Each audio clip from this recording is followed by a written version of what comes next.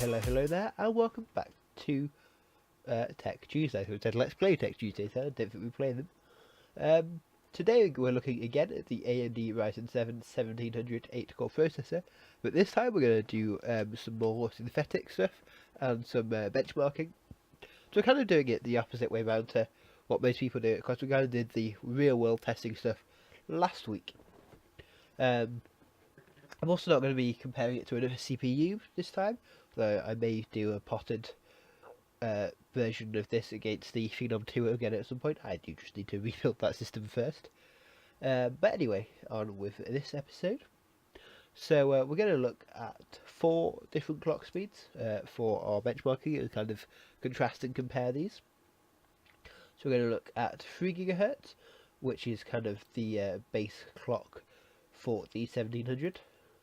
Then we're going to look at 3.300 GHz, 3.300 GHz, 3.3 GHz rather, 3,300 megahertz. I've confused myself now. Oh yeah, and this is with my motherboard. If you set it to the, I think it's the Asus performance setting or something like that, it will automatically overclock the CPU to 3.3. Then we're also going to look at 3.6 GHz, which is the base clock for the 1800X. So we are going to be looking at, can the 1700 match the base clock speeds of the 1800X or 1700X. And we're also going to be looking at 3.8 GHz, which is the most stable overclock that I have got this working with. It's the one I typically use from day to day. It would be interesting to see how much difference it actually makes between 3.8 and 3. So I have a few tests lined up. In fact, I think there's 10 in total. So we'll get on. One thing I should say is I am using Ryzen Master for the overclocks. I am not doing it in the motherboard, so it's just the easiest way of doing it all in one place. All the same specs. None of the specs are going to be changing. I'm going to change any of these settings. Nothing but the clock speed is going to be altered.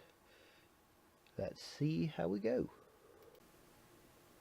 So our first test just involves 2 of our clock speeds, so 3 GHz and 3.8 GHz, and this is just an idle test in either 64, just to see kind of the base, what they ring at.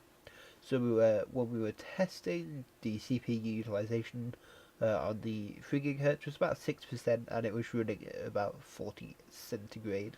Have been using the computer quite a bit before that, so probably would be cooler on a day-to-day basis, but for the basis of the test, that's what it was.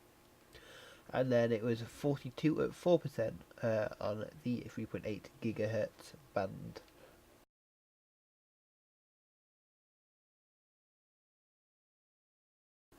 So just before we actually begin the IDA test, I just want to go over the cooling setup quickly. So the CPU cooler is the stock Wraith cooler, 120mm fan and a heatsink.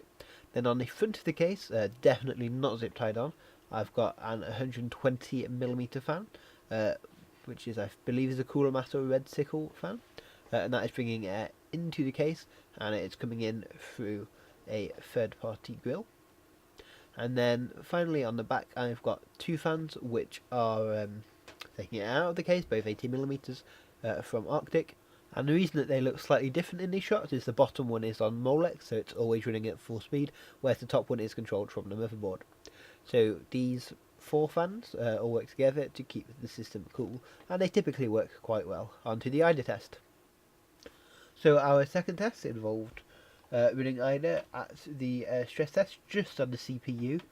The results will come up as I say them. So the 3 GHz, I ran each of these for 10 minutes by the way.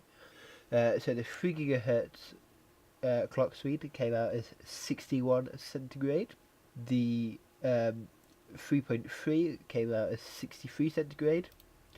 3.6 rather, also came out at 63 centigrade. And 3.8 also came out at 63 centigrade. So all of the clock speeds apart from 3 GHz, pretty consistent there. I don't know how far we can push that and still get those speeds. So I think it's something else after 3.8 that's causing instability, because it doesn't seem to be the temperature. I think the temperature was about 64 after about 5 minutes when I was testing the 3.9, and actually it crashed out. I think the CPU is rated all the way up to 80 or 90 centigrade. So that is the result from our IDA stress test. So our third test is a Cinebench CPU test. Just to point out quickly, the scores that I'll read out in a minute are not the scores from these ones that are running here, because obviously they'll be low because it was recording. The ones that I read out was there's nothing else running on the computer at the time. But this is just to give us kind of a little representation, almost like a race of how they actually do perform. So obviously there is a difference. I should expect it's almost kind of in reverse order. So 3.8 is ahead, and then the fact that is it done, then 3.6, then 3.3, and 3.0 lagging a little bit behind. So let's have a look at the actual scores there. So the 3 gigahertz came out as 13 at 12. The 3.3 gigahertz came out as 1440. 3.6 1557 and 3.8 1630. So if we have a quick little gander over at this chart here, that's just, again, just in visual format, those scores on a bar chart. It's actually pretty consistent, so adding the extra 0.3 gigahertz does seem to boost it the same amount. Obviously 3.8 seems to be slightly less higher than the 3.6, so that is because it's only a 2.2 gigahertz lead. Also at the top there I did include a figure I found for the Ryzen 7 1800X on the internet. So that is lagging slightly behind our 3.8, but we'll talk about that more in a minute.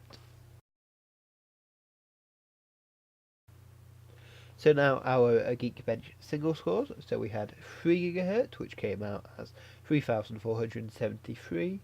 Then 3.3 gigahertz, which came out as 3,682.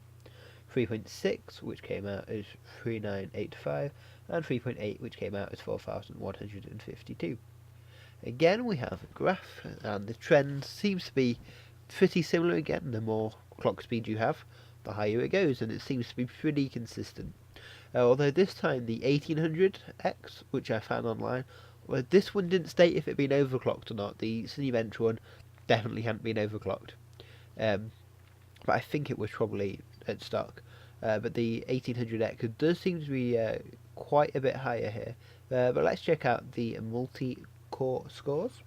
And those scores are, in 3 gigahertz has a multi-core score of 19,559.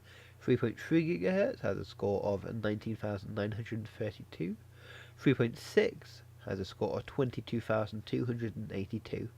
Should be all the twos, but it's not.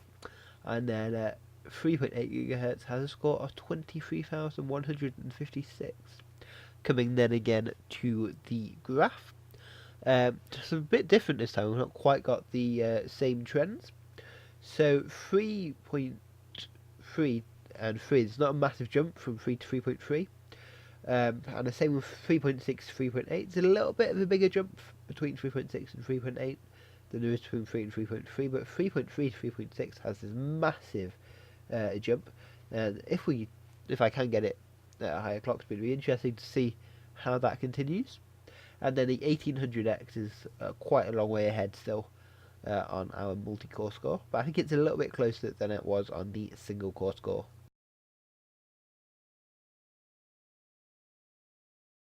So this is our only kind of really real world test. So this is a W media encoder. Same sequence I've set going on each of these, it's just different clock speeds. Just set it going. It's a fairly simple sequence with just one video track and some effects thrown in near the end. It's not overly complex, like I say, it's just one track and there's not many effects. It is, however, a 4K sequence, so it'd be interesting to see how the different clock speeds handle it. In the future, it would be maybe interesting to do a encode test of maybe a bigger, longer sequence. But we'll see when it comes. Also, just for provenance sake, I sped these up by 120% because otherwise I had to talk for a really long time. And the timers on them are ever so slightly out of sync. However, Media Encoder does very, very helpfully give us a little how long it actually took at the end, and I'll just go over the times it actually takes. If we just look at it quickly though, It's kind of vaguely as you'd expect. 3.8 and 3.6 quite a long way ahead. Actually, looking at that, it looks like 3.6 is actually slightly ahead, just by like a second or so. And then again, 3 gigahertz also looks like it's ahead of 3.3. Looks like 3.8 and 3.3 are struggling a little bit more with the effects than what 3.6 and 3.0 are. In fact, 3.3 and 3.0 are actually catching up to the other two fairly fast. I don't think there's going to be a massive time difference between these. Um, Again, there wasn't a lot. I closed everything else on the computer apart from it was also being recorded by OBS, so there wasn't that impact on the system. Let's just see how these come in. So 3.6 just first with 2 minutes 14 seconds, 3.8 just slightly behind with 2 minutes 15, and then 3.0 and 3.3 very close, 220 and 221. Let's just throw that on one of our graphs. So I find these results a little bit surprising, and one thing I've found quite consistent is they do seem to group themselves. So 3 and 3.3 always seem to be quite close together, then there's quite a big jump to 3.6, but then 3.6 and 3.8 seem quite close together. Now in the case of 0.6 and 0.8 I can understand, because it's only a 200 megahertz difference there, whereas the jump between the rest is always 300 megahertz. They do seem to group themselves like that, which is slightly strange. Also, what I also find strange, obviously on this graph lower is better, is both 3.6 and 3 be at the higher clocked end in their group, if you will. So, just by a second in both cases, but that is surprising. And of course there is that 6 second gap between the two groups themselves. So, very interesting results there. I'll definitely be wanting to look at that more in the future. Be ready for a video on that.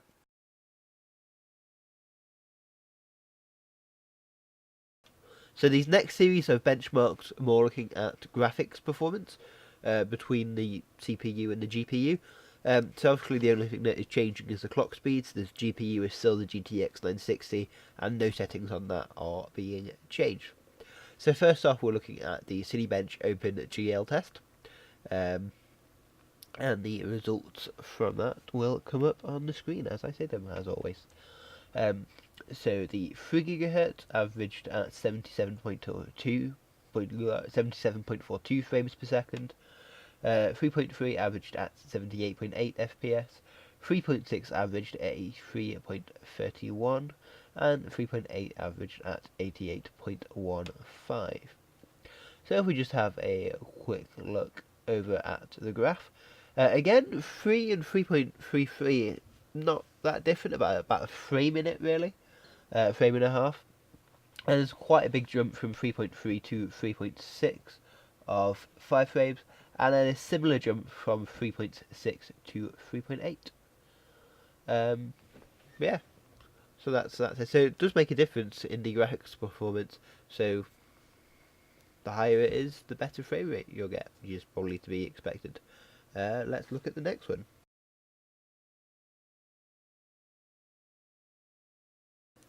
So next up is I think my favourite benchmark that we ran in terms of how it actually looked, and that is the Heaven benchmark. Now this isn't one that I see too often in other tech channels, apart from I think Jay's 2 Cents uses it quite a bit, but it gives a really nice benchmark of this whole kind of graphical world. So it's quite comprehensive, it kind of does a lot of different movements, it has shadow and stuff, it has different lighting angles, so that's quite nice. Then it gives us quite comprehensive results at the end as well. So if we have a look at the graph, which is how I decided it was best to display these results, as you can see there's 3 bars, so the green bar is the average FPS, the red bar is the maximum FPS, and the blue bar is the minimum FPS. So this doesn't actually seem to vary that much between the different clock speeds. So the 3.8 has the highest minimum, and that would follows the trend down, but there's like 0.1 of a frame between, or 0.3 of a frame between like all of them. But then I think the 3.6 and 3.3 are actually the highest max, with 3.8 a frame behind. 3 is a bit behind, so I would say that I think the 3 gigahertz clock speed is probably bottlenecking the GPU just a bit. So if you have probably a 10 series, it'll probably bottleneck it a little bit more. Um, so I think it is worth overclocking for that. But once we get past that 3 gigahertz point, at least with the 960, it makes pretty much no difference. And the averages, they're all within 0.2 of a frame of each other, apart from the 3 gigahertz, which, as I said, I think it is bottlenecking it. Yeah, so it seems to vary depending on the actual task of how much it affects the graphics performance. Let's move on to our next test.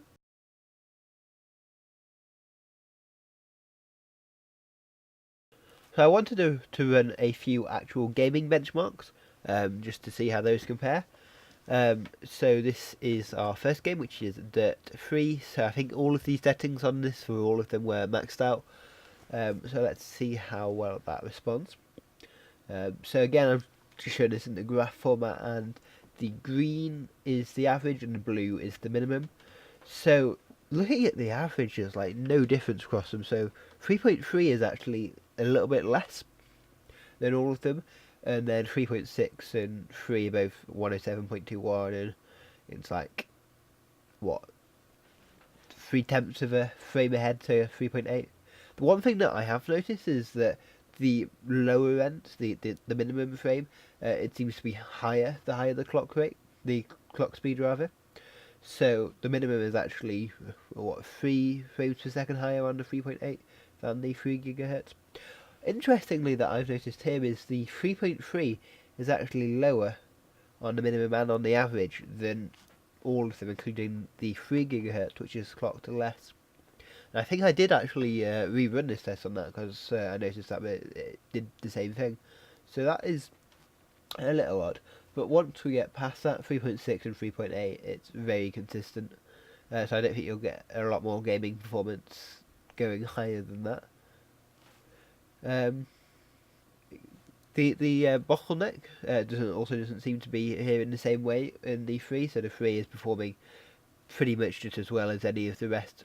So it probably depends on how graphically intensive the game is, on if that bottleneck is there or not. But it was definitely did seem to be there on the Heaven benchmark. Moving on. So next up is probably one of the more popular games on our list of benchmarks, Grand Theft Auto 5. So we ran the benchmark for all of these again, getting the minimum, maximum and average. Again, this is quite a nice benchmark because it does give quite a nice overview of the gameplay. So we get to see a lot of the nice scenery, and there's a lot of especially lighting changes, so showing how it copes with lighting changes rather. So let's have a look at our graph. And again, some mixed results. So again, the average frame rate is as we expected. It's pretty much identical, but 3.8 is managing to get a slightly higher average by 0.4 than 3 gigahertz, which is strange. Something that's really quite odd here is both 3.6 and 3.3 are getting a better maximum than 3.8, but quite considerably as well. Like, that's between 7 and 15 frames, essentially. It's getting better than it by.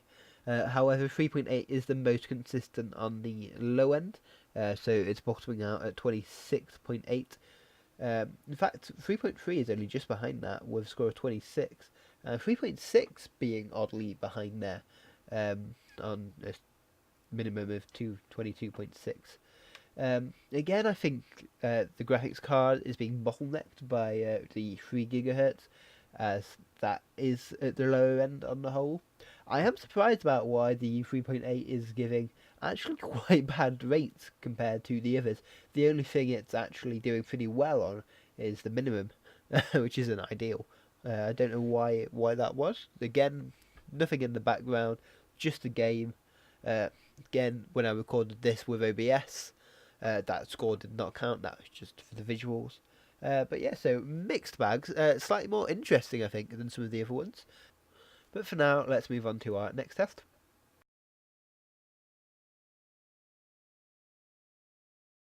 So our final graphics-based test is the Just Cause 2 demo. I should point out this is the demo version, so it's the demo version of the benchmark, not the full benchmark. But if we have a look over our graph, I think it rounds us off nicely. So we've got 3.8 on 59.9, then we have the same, bottlenecked. As I said, this rounds up the general difference in graphical performance of the clock speeds. Sometimes the higher ones do slightly better, but whatever happens, the base clock of 3 GHz is slightly bottlenecking the card. With the if it was a 10 or Pascal rather series card, that might be slightly worse. So you might want to, 3.3 might be bottlenecking the card, but with the 960, 3 GHz is bottlenecking. Nothing else is. Let's move on to our final test for today. And now to our final test, which is the full pass mark performance test. So let's have a look at the results. So we'll start off rather just by looking at the overall score. As you can see, as you expect, they are in ascending order from 3 to 3.8. However, one thing that is noticeable again is 3.6 and 3.8 are a lot closer together than 3 and 3.3, or 3.3 to 3.6 for that matter. The distance there gets very, very small.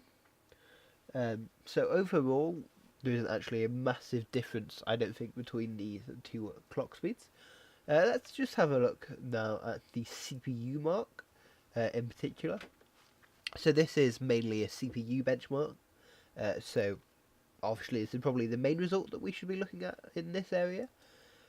So we have, again, pretty much as we expected in ascending order. In fact, this time it's a pretty even balance as well. So one thing I've noticed is all of the more synthetic or score-based benchmarks we've done, they're all pretty predictable actually. It's pretty much what we expect. Whereas a lot of the real-world tests haven't actually produced those same results, and this is exemplified when we look at the full results. So this isn't full, this is the ones that we haven't already looked at. As you can see, the 3.6 GHz clock speed does outperform the 3.8 in a couple of areas. So especially in this mark, which is quite strange, as pretty much for the other three clock speeds, it's pretty much identical all the way through. So that's a little odd. However, on most of the other things, 3.8 does take precedence, especially on 3D mark. It's actually quite a way ahead there. But on 2D mark, there's a little bit of difference. It's not massive. And memory mark is pretty much identical all the way through. Again, just a slight increase per different clock speed rather. But apart from that, in fact, again, I think this really does show that the 3 GHz clock speed is bottlenecking our 960, as both of the scores are quite low and quite considerably lower than some of the other clock speed scores. But yeah, so I'm curious, especially with that Dismark score. I wonder why it is that much slower. Again, they're all the same drives. There's no change in drives between these. I'm slightly wondering if it's a power-related thing. So this computer only has a 450 watt hard drive, as it's what I could afford at the time, and it does do the job. And the voltage in theory shouldn't be considerably higher for the 3.8. In fact, I haven't, none of the voltage hasn't changed for any of these overclocks. But I'm wondering if it is using a bit more power, and therefore there's less power for the 960 and for the discs, which is why those scores are a bit lower. I'm really not sure. I think probably not next video. It'd be nice to get away from the Ryzen 7 1700 for a couple of Tech Tuesday videos. But I would really like to come back to this in the future and do some more extensive testing, especially on the real world end. I feel like a lot of the synthetic stuff we've done here and we don't need to do it again. But especially on those real world things, so going back to media encoder, some of the games, it'd be really interesting, I think, to see how those two CPUs compare to each other. It'll also be interesting if we can get it to, if I can get a stable 3.9 gigahertz overclock. Also maybe compare 3.6 to 3.9, as that would be a fairer increase, because we do expect 3.8 and 3.6 to be a bit closer, as again it is only a 200 megahertz increase there. So to conclude, I have pretty much concluded. So all the synthetic stuff, it's pretty much as we would expect. However, in real world applications, the 3.6 and 3.8 aren't actually all that distinguishable. Again, like I say, I intend to do, especially on that encoding side, I really want to test more 3.6 versus 3.8. That's definitely something that I want to do. But I think we are done with 3 and 3.3 for now.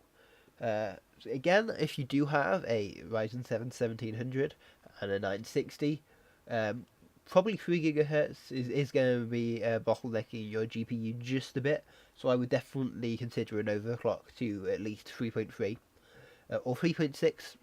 I think 3.6 is definitely going to be a stable overclock for pretty much everyone. Again, if it's a GTX 1060, 70 or 80, this might be slightly different, and I don't know if 3.3 it might be bottlenecking your card, but I don't have one to test that out, so you'll have to find someone richer than me who does tech videos. Also, just kind of the same answer there with 1700 versus 1800X. I think we really would have to test all three of them in this system with the same configuration. I mean, because the scores that we did have early on for the Cinebench and Geekbench for the 1800X were like considerably higher. So I don't know if they've been tested with a much more powerful graphics card, with more RAM, with faster RAM, or any combination of those things. So it does seem strange to me that it is so much more powerful than the 1700, where none of the specs differ apart from the clock speeds. One thing that I think AMD might have done here with the 1700 and 1800X, and I think it might depend on the quality of the production. So if it's really good, then they can overclock it more in the factory and give you the 1800X. Whereas if it's not quite so well and it's not quite so good at overclocking, then they make that a 1700X or a 1700. So I think it probably depends on how it comes out of manufacturing. I guess I'd say that's how they've done it, because clock speed does seem to be the only thing that separates these.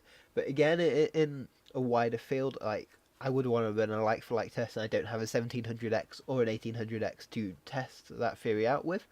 But in the testing that we did do, our 3.6 and 3.8 clocked 1700 wasn't really able to match up to the 1800X score. So yeah, I would like to look into that more in the future, but again, it would need a 1700X and an 1800X to make a proper determination. Apart from that, I think we're pretty much done here. I would like to thank you for watching this episode of Tech Tuesdays. I hope you've enjoyed it. I would highly recommend the 1700X. I think price to performance ratio, I think the 1700 is absolutely winning against the 1800X, especially as it does come with a cooler as well. And it is a nice cooler, as you guys saw earlier on in the video. But yeah, so I think that's how it will go. But again, thanks for watching. Apologies, this video it's a little bit later than I intended to, but I'd rather put something up that had a bit more quality and a bit more content than something that was rushed, which it would have been if I'd done it the past couple of weeks, which is when it was originally supposed to be released. But yeah, hope you guys like Ryzen. Do definitely check out the Ryzen lineup out. They are really good processors. And I will see you next time we cover it. Although we will look at something else for next time. Tech Tuesdays will be back next month. See you then.